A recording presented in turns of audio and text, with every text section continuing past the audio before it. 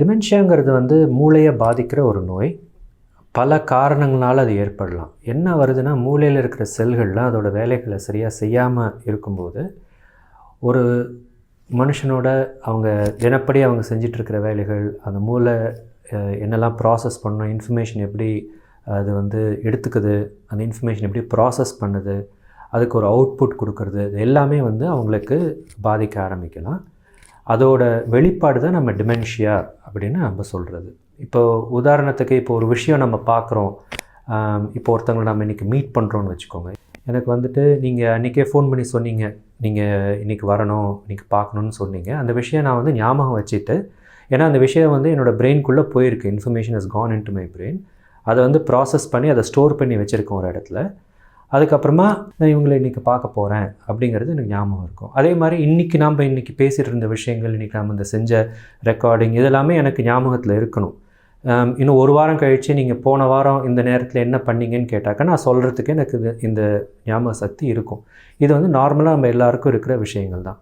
ஆனால் இதுவே நீங்கள் வந்து போன வருஷம் மார்கழி மாதம் 1ஆம் தேதி என்ன ஈவினிங் சாப்பிட்டீங்கன்னு கேட்டால் அது அந்த அளவுக்கு நமக்கு ஞாபகம் இருக்காது. அந்த விஷயங்கள் நமக்கு மறந்து போய்டும். ஸோ நார்மலாக மறக்க வேண்டியது நம்ம சில விஷயங்களை மறந்துட்டு தான் இருப்போம். பட் முக்கியமான விஷயங்கள், இப்போ முக்கியமான ஆட்களை பார்க்குறோம். நான் வந்து போன வாரம் தான் வந்து பிரைம் மினிஸ்டரை போய் பார்த்துட்டு வந்தேன், இல்லை எனக்கு வந்து பிரசிடென்ட்டு லெட்டர் வந்துச்சு, இல்லை சீஃப் மினிஸ்டர்கிட்டேருந்து ஒரு அப்பாயின்மெண்ட் கிடச்சி, அந்த விஷயங்கள் நம்ம எவ்வளோ வருஷம் ஆனாலும் ஞாபகம் வச்சுப்பேன். அது ரொம்ப முக்கியமான விஷயங்கள்.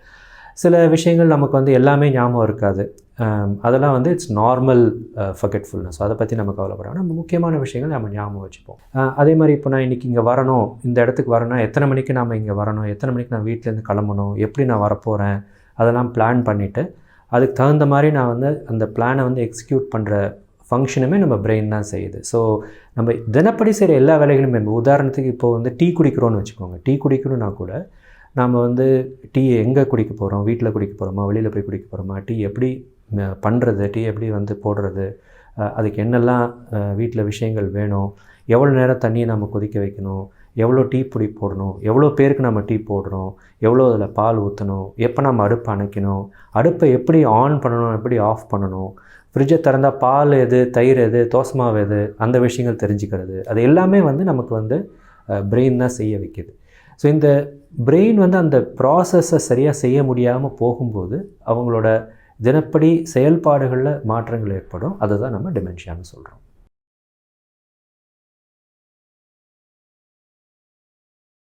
டிமென்ஷியாவோட ஏர்லி சைன்ஸ்னு பார்த்திங்கன்னா, அது டைப் ஆஃப் டிமென்ஷியாவை பொறுத்து இருக்குது. டிமென்ஷியா வந்து பல காரணங்களால் ஏற்படலாம். சில டைப்ஸ் ஆஃப் டிமென்ஷியாவில் மெமரி தான் ஃபஸ்ட்டு அஃபெக்ட் ஆகும். இப்போ உதாரணத்துக்கு ஆல்சைமர்ஸ் டிசீஸ் எடுத்துக்கிட்டிங்கன்னா, ஆல்சைமர்ஸ் டிசீஸ்னால ஏற்படுற டிமென்ஷியாவில் ஆரம்பத்தில் ஏற்படுற அறிகுறிகள் வந்து அவங்க விஷயங்களை ஞாபகம் வச்சுக்காமல் இருப்பாங்க.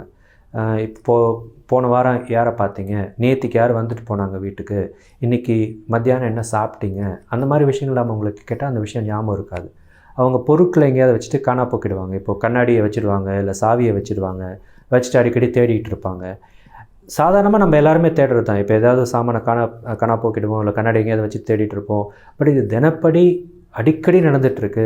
அவங்க நிறைய விஷயங்கள் காணாவே போக்கிடுறாங்க, எங்கேயோ வச்சிடுறாங்க. சில பேர் என்ன பண்ணுவாங்க, பத்திரமா அந்த ஃப்ரிட்ஜை திறந்து அதுக்குள்ளே சாவி வச்சுருவாங்க. சில சமயம் வந்துட்டு ஷூ ரேக்கில் வந்து ஃபோனை வச்சுருவாங்க. இந்த மாதிரி ஒரு இடத்துல மாற்றி வைக்கிறது, ரீட்ரேஸ் பண்ணி போய் நம்ம வந்து இப்போ ஒரு காணா போக்கிட்டோம், சாவி எங்கே வச்சோன்னா நம்ம யோசித்து பார்ப்போம். இப்போ வீட்டுக்கு இப்போ வந்தோம், எங்கெல்லாம் பண்ணோம் அப்படின்னு ஓரளவுக்கு நமக்கு வந்து ஒரு ட்ராக் பண்ணி எங்கே வச்சுருக்கலாங்கிறது ஒரு யூகிக்க முடியும். ஆனால் டிமென்ஷியா வந்துடுச்சுனாக்க அது கூட அவங்களால பண்ண முடியாது. அந்த விஷயங்கள் ஃபுல்லாக ரெஜிஸ்டரே ஆகிருக்காது அவங்க பிரெயினில். ஸோ இந்த மாதிரி வர பிரச்சனைகள்னால தான் அவங்களுக்கு வந்து ஆரம்பத்தில் ஞாபக மறதி, விஷயங்களை காணா போக்குறது, யார் என்ன சொன்னாங்க, கேட்ட விஷயத்தை சில சமயம் திருப்பி கேட்டுட்ருப்பாங்க, சொன்ன விஷயத்தை ரிப்பீட் பண்ணிகிட்ருப்பாங்க. இந்த மாதிரி ஞாபக சக்தி மாற்றங்கள், ஞாபக மறதி பிரச்சனைகள் ஆரம்ப அறிகுறியாக இருக்கலாம். சில டைப் ஆஃப் டிமென்ஷியாவில் வந்து ஃபார் எக்ஸாம்பிள் இப்போ வாஸ்குலர் டிமென்ஷியாவில் இருக்குனாக்கா அந்த எந்த பார்ட் ஆஃப் த பிரெயினில் அவங்களுக்கு பாதிப்பு ஏற்பட்டிருக்கு. இப்போ வாஸ்குலர் டிமென்ஷியா வந்து பிளட் சப்ளை எஃபெக்ட் ஆகிறதுனால ஏற்படுது. இப்போ ஒரு particular part of the brain language functions, இப்போ அவங்களுக்கு வந்து வார்த்தைகளை எப்படி உபயோகிக்கணும், இந்த ஒரு சொல்ல வராங்க, அவங்க எண்ணங்களை எப்படி நம்ம வெளிப்படுத்தணுங்கிறதுக்கு வார்த்தைகள் முக்கியம். அந்த லாங்குவேஜ் ஃபங்க்ஷன்ஸ் அஃபெக்ட் ஆச்சுன்னா அது ஏர்லி சிம்டமாக இருக்கலாம். ஸோ ஸ்ட்ரோக் சில பேருக்கு வந்துட்டு அவங்களுக்கு பேச முடியாமல் இருக்கும், இல்லை வார்த்தைகளை வந்து புரிஞ்சிக்க முடியாமல் இருக்கும். அதுமாதிரி லாங்குவேஜ் ஃபங்க்ஷன்ஸ் ஏர்லி அஃபெக்ட் ஆகலாம் சில பேருக்கு. இன்னும் சில டைப்ஸ் ஆஃப் டிமென்ஷியாவில் இப்போ for example Lewy body disease டிமென்ஷியான்னு ஒன்று இருக்குது. அதில் ஏர்லி சிம்டம்ஸ் பார்த்திங்கன்னா அவங்களுக்கு வந்து யாருமே இல்லாதப்போ கூட யாரோ கண்ணுக்கு முன்னாடி இருக்கிற மாதிரி, அங்கே ஏதோ மிருகம் உட்காந்துருக்கிற மாதிரி, யாரோ ஆட்கள் உட்காந்துருக்கிற மாதிரி, அந்த மாதிரி விஷுவல் ஹாலுசினேஷன்ஸ் அவங்களுக்கு ஏற்படலாம், மாயைகள் அவங்களுக்கு தெரியலாம். சில சமயம் அவங்களுக்கு வந்து கீழே அடிக்கடி விழுந்துட்டு இருப்பாங்க, நடக்கும்போதே கீழே விழாற ரிஸ்க் இருக்குது அவங்களுக்கு. சில பேருக்கு வந்து பார்க்கின்சன்ஸ் சிம்டம்ஸ் மாதிரி ட்ரெமர்ஸ் ஏற்படலாம். ஸோ இந்த மாதிரி விஷயங்கள் ஏற்படலாம். அவங்களுக்கு ஞாபக மறதி வந்து கொஞ்சம் லேட்டாக தான் அவங்களுக்கு ஏற்படும். ஸோ இந்த மாதிரி என்ன டைப் ஆஃப் டிமென்ஷியா இருக்கோ, அந்த எந்த காரணத்தினால் டிமென்ஷியா வருதோ அதுக்கு தகுந்த மாதிரி சிம்டம்ஸும் வேறுபடலாம். But most common type of டிமென்ஷியான்னு பார்த்தீங்கன்னாக்கா அல்சைமர்ஸ் டைப் டிமென்ஷியாவில் தான். ஸோ ஞாபக மறதி அதுதான் நிறைய பேருக்கு ஏற்படக்கூடிய முதல் அறிகுறியாக இருக்கும்.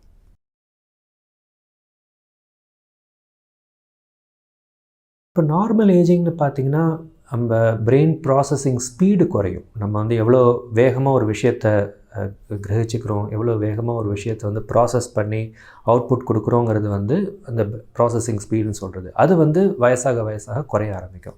ஸோ இப்போது சின்ன வயசில் வேகமாக நம்ம ஒரு விஷயத்தை செய்கிறோம்னா அது வயசாகும்போது கொஞ்சம் ஸ்லோ ஆகும். ஜென்ரலாக நம்ம ஏஜிங்கில் இப்போ நீங்கள் பார்த்தீங்கன்னா சின்ன வயசில் நம்ம வந்து 1 கிலோமீட்டர் நடக்கிறதுக்கு குயிக்காக நடந்துருவோம். அதுவே வயசாகும்போது ஸ்லோவாக நடப்போம். ஆனால் ஸ்டில் நம்மளால் நடக்க முடியும். அதே மாதிரி தான் நம்ம மூளையோட செயல்பாடுமே கொஞ்சம் ஸ்லோவாக இருக்கும், பட் அவங்களால செய்ய முடியும். சில சமயம் இன்ஃபேக்ட் வயசாகும்போது அவங்களுக்கு வந்து நிறைய இன்ஃபர்மேஷன் அவங்க ப்ராசஸ் பண்ணி அவங்களோட அவுட்புட் வந்து இன்னும் நல்லாவே இருக்கும். இப்போது உதாரணத்துக்கு இங்கேருந்து from point A to point B நீங்கள் போகணும், எனக்கு வழி சொல்லுங்கள் அப்படின்னா நம்ம சின்ன வயசில் இருக்கும்போது குயிக்காக போகிறதுக்கு வழி நம்ம சொல்லுவோம். ஆனால் நம்ம வயசாகும்போது நம்ம எக்ஸ்பீரியன்ஸ் சேர்த்துட்டு இந்த டயத்தில் இந்த இடத்துக்கு போனால் டிராஃபிக் நிறையா இருக்கும், அதனால் நம்ம இந்த வழியாக கொஞ்சம் சுற்றி போனால் கொஞ்சம் டைம் எக்ஸ்ட்ரா ஆக்சுவலாக நம்ம சேவ் பண்ணலாம், பட் டிஸ்டன்ஸ் ஜாஸ்தி பட் டைம் சேவ் பண்ணுவோம். அந்த மாதிரி விஷயங்கள்லாம் வந்து வயசாகும்போது நமக்கு வந்து இருக்கிற பிரெயினில் வந்து நம்ம பண்ணுறதுக்கு பெட்டராக நம்ம பிரெயின் எக்யூப்டாக இருக்கும். ஆனால் டெஃபினட்டாக இன்ஃபர்மேஷன் ப்ராசஸிங் ஸ்லோவாக இருக்கும். விஷயங்களை ஞாபகம் வச்சுக்கிறதும் it can be a bit of a problem. சில பேருக்கு கொஞ்சம் மறதி ஏற்படலாம். இப்போ யாரை பார்த்தோம், அவங்க பேர் என்ன, அவங்கள பார்த்த ஞாபகம் இருக்கும், ஆனால் அவங்க பேர் என்ன ஞாபகம் இருக்காது சில பேருக்கு. சில சமயம் வந்து நம்ம ஒரு ரூம்குள்ளே போவோம், எதுக்கு அந்த ரூம்குள்ளே வந்தோம் சட்டு ஞாபகம் இருக்காது. பட் கொஞ்சம் திரும்பி வெளியில் வந்துட்டால் ஓகே இதுக்கு தான் போகணுங்கிறது கொஞ்சம் நேரத்தில் ஞாபகம் வரும். இப்போது கீ எங்கேயாவது வச்சுட்டு தேடலாம், பட் அது ருட்டீனாக எல்லா நாளும் இருக்காது. என்றைக்காச்சும் ஒரு நாளைக்கு வச்சுட்டு தேடுறது மாதிரி அந்த மாதிரி இருக்கலாம். ஸோ ஞாபக மறதி கொஞ்சம் வரும், கொஞ்சம் பிரெயின் ப்ராசஸிங் ஸ்பீடு குறையும்.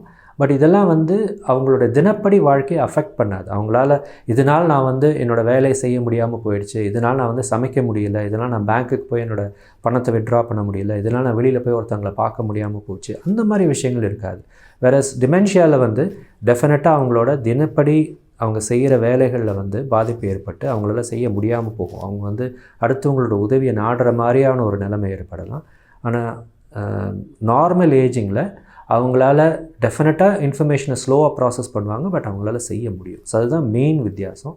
இதுவே வந்து ஆக்சுவலாக இந்த நார்மல் ஏஜிங்கே இப்போ 60 வயசில் ஒருத்தருக்கும் 80 வயசில் ஒருத்தரையும் நம்ம வந்து கம்பேர் பண்ணோன்னாக்கா 60 வயசில் இருக்கிறவங்க வந்து 40 வயசுக்காரங்களோட கொஞ்சம் ஸ்லோவாக இருப்பாங்க, பட் 80 வயசுக்காரங்களோட கொஞ்சம் பெட்டராக இருப்பாங்க. வேற 80 வயசுக்காரங்க வந்து 90 வயசுக்காரங்களோட கொஞ்சம் பெட்டராக இருப்பாங்க, வேற 60 வயசுக்காரங்களோட கொஞ்சம் மோசமாக இருப்பாங்க. ஸோ கொஞ்சம் மாற்றங்கள் நம்ம வயசாக நமக்கே ஏற்பட ஆரம்பிக்கும். இதில் காம்ப்ளிகேட்டிங் ஃபீச்சர்ஸ் என்னென்னு பார்த்தீங்கன்னா, நமக்கு வயசாகும் போது ஏற்படுற கண் பார்வை கோளாறுகள், காது கேட்காம போகிறது, நம்ம ஃபிசிக்கலாக நம்ம வீக்காக போய் நம்மளால் அவ்வளோ வேகமாக நடக்க முடியாது, முட்டு வலி, அந்த மாதிரி பிரச்சனைகள்லாம் நம்மளோட செயல்பாடுகள் கொஞ்சம் கம்மியாக ஆரம்பிக்கலாம். பட் அது கம்மியாக நம்ம மூளையோட திறனை நம்ம எவ்வளோ ஆக்டிவாக வச்சுக்கிறோம் அதுக்கு காம்பன்சேட் பண்ணி நம்ம இன்னும் கொஞ்சம் எக்ஸ்ட்ரா எஃபர்ட் போட்டு நம்ம மூளையை ஆக்டிவாக வச்சுக்கிட்டாக்க நம்ம மூளையோட அந்த டிட்டீரியரேஷன் வந்து நம்ம கொஞ்சம் குறைக்க ட்ரை பண்ணலாம்.